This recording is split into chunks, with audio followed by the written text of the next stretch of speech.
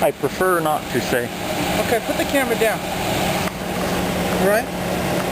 Now, you can take pictures of your helmet all you want to, and this entire area all you want to. The law is very clear. You have to wear eye protection. So if your visor's up, you're not wearing it. Okay? When you are stopped on a traffic stop, you pull over to the right. It's very simple. And when you are in a traffic stop, you don't get to walk around and take pictures of whatever you're taking pictures of. That is an officer safety issue with me. Okay? Can you look at me, please? I'm talking to you. No what? No what, sir? Is there anything more you need from me?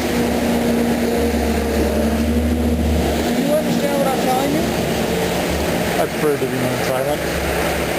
Just tell me if you understand, sir, because I'm required to explain all this to you. Do you understand? I prefer to remain silent. Do you want me to explain the ticket to you, or you prefer to remain silent about that as well?